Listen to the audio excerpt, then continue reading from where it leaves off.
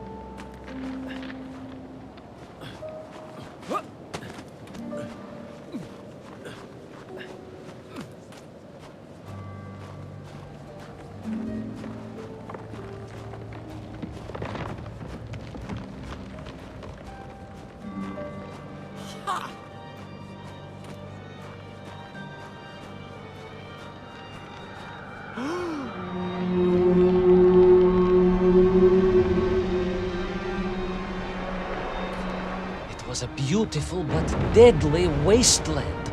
Freezing cold, brutally chilly, enough to kill a man in hours. Yet here you are. Indeed, General.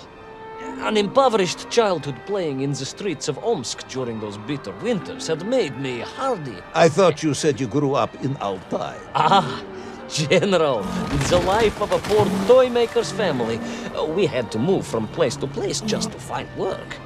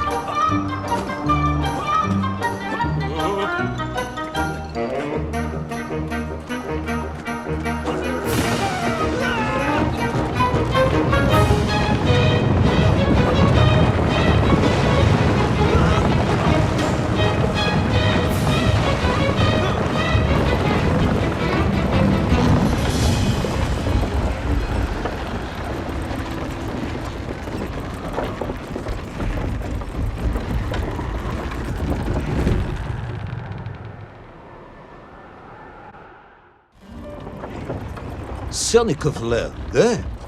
Of course, Sannikov himself reported nothing more than a bluish fog on the horizon. Your island may be nothing more than the product of overactive imaginations. General, consider this. Imagine taking a simple peasant, a pig shepherd, for example, and telling him one day humans would fly around the earth beyond the sky. He would say you were stark raving mad, Saldafon, a ridiculous Kazyol Baradati, a buffoon stuffed into a military uniform, a pridurak, a chuchela tuparile. This peasant of yours had better watch his mouth if he doesn't want to spend his holidays in Solovyetsky.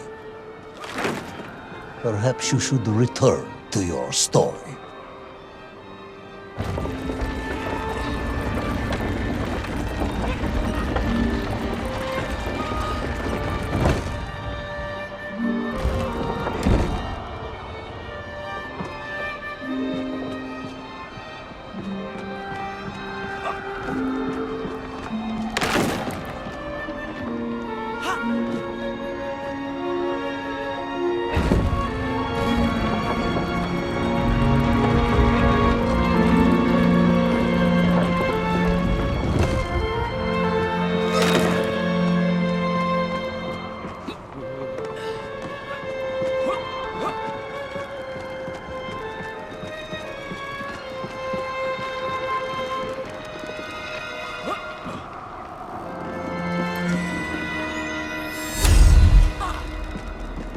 There in the cliff, I could not believe it.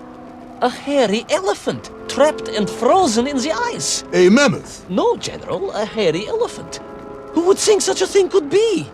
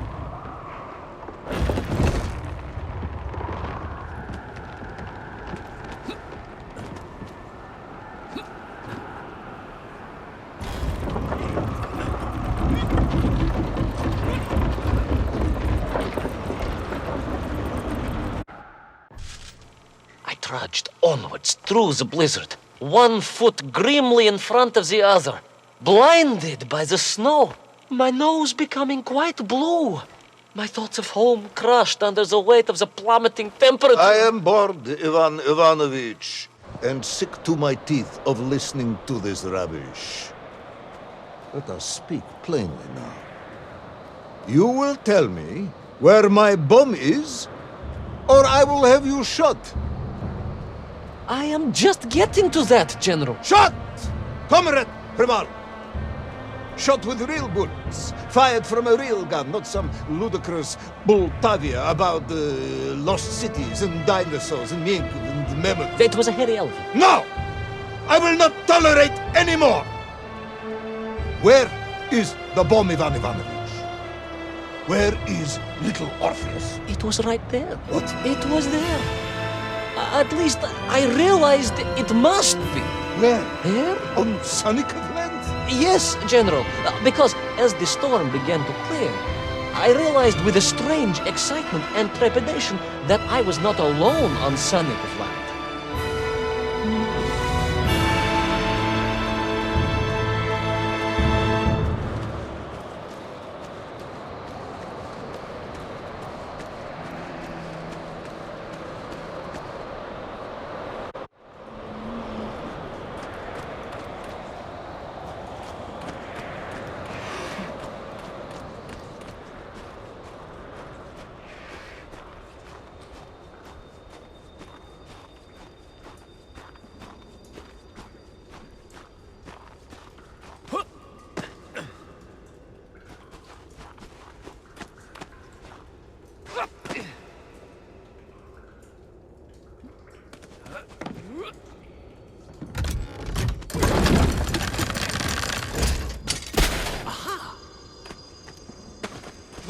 Wait.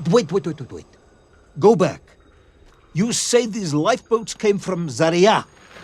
A Russian ship? Zarya returned home, but not with all of her crew. And here were the missing lifeboats, trapped in the ice for all of these years. And it could only mean one thing. That you are continuing to hang lapsha on my ears.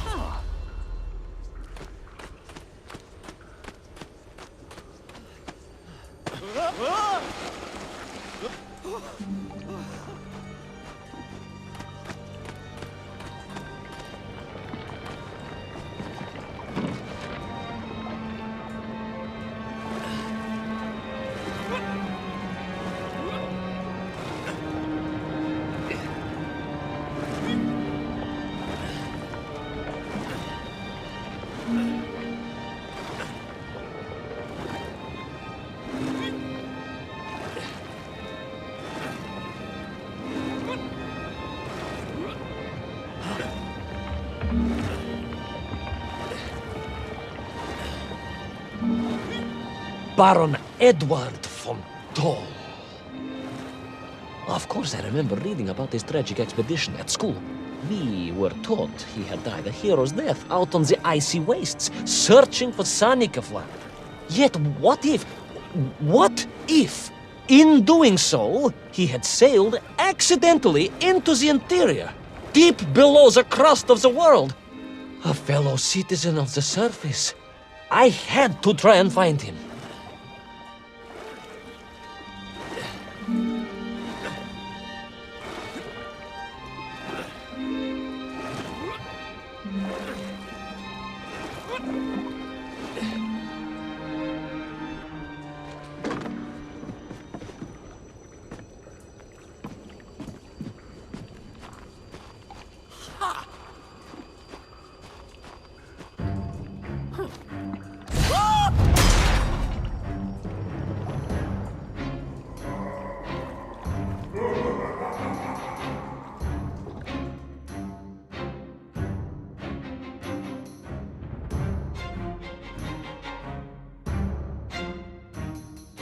A dead explorer stole my bomb. Not dead, General, but quite insane.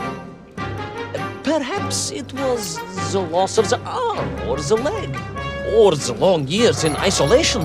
But Toll was clearly mad. You should have got along perfectly then. Oh, how I wish we had. But no, General. Whatever Toll's intention with Little Orpheus was, I had no time to consider it. I was in mortal peril once more.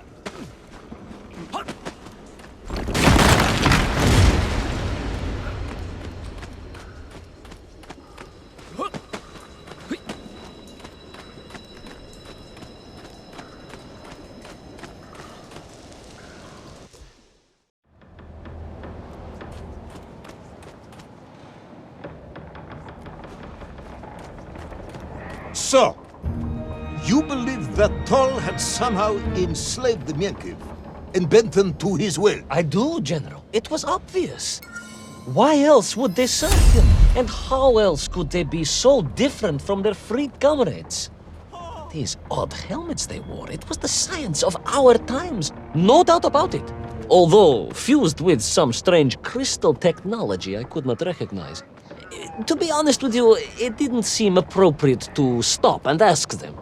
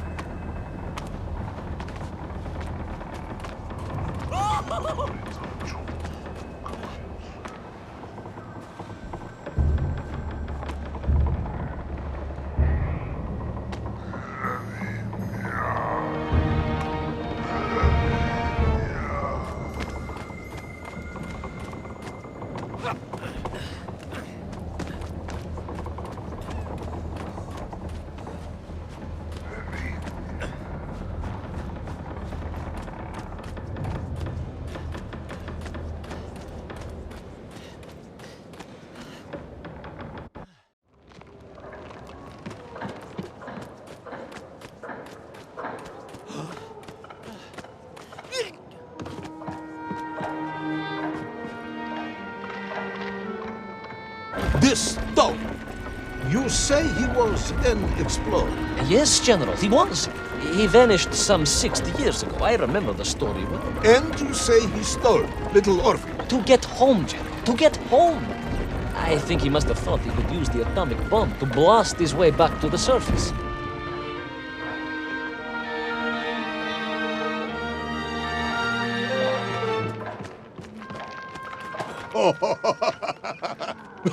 Brilliant, Ivan Ivanovich! And you expect me to believe that 100-year-old madman not only survived below the Earth's crust, but enslaved his Menkiv, explored the lost worlds, and discovered the secrets of atomic power, all by himself? A Tsarist general! An imperialist! No doubt harking back to the terrible days before the Great Revolution! And Estonian! Estonia? Estonian, General! They are wily people.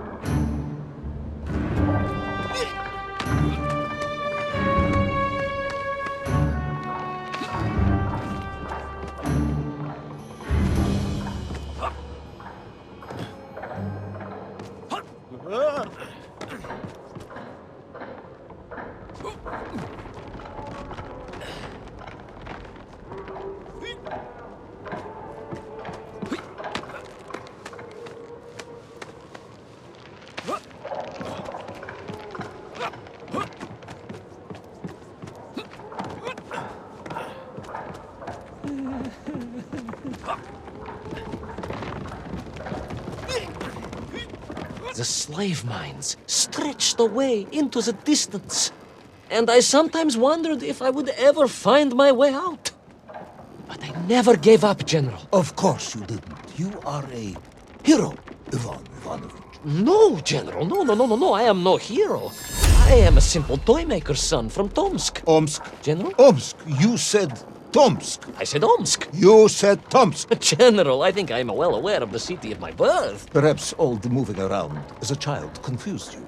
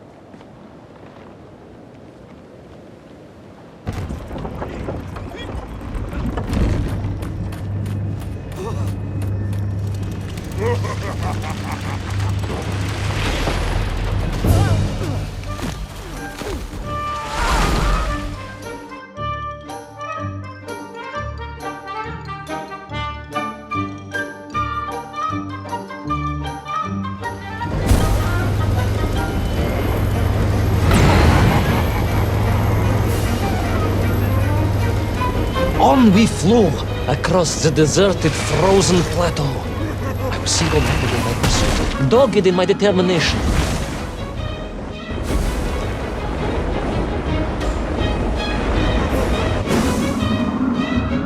I would take back Little Orpheus and prevent Toll from detonating the bomb. Ah, you are as humble as ever, Tavarish. Well, General, you are a great military leader, a great strategist, whereas I am simply the humble son of a watch toy maker, and driven by patriotic fever with no regard for my own safety, I rushed blindly on.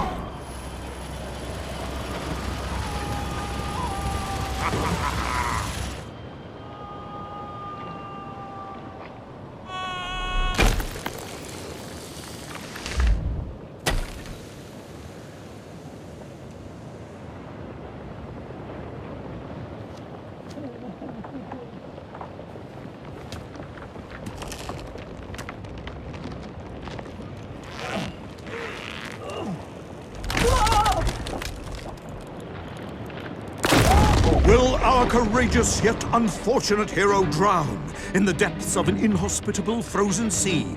Will he thaw out in time to prevent Tol from detonating the bomb? Will the general holiday in Omsk next year? Or Tomsk? Or perhaps both? What exactly is the difference between a mammoth and a hairy elephant? All of these questions and more should almost certainly be answered in the next exciting episode of Little Orpheus!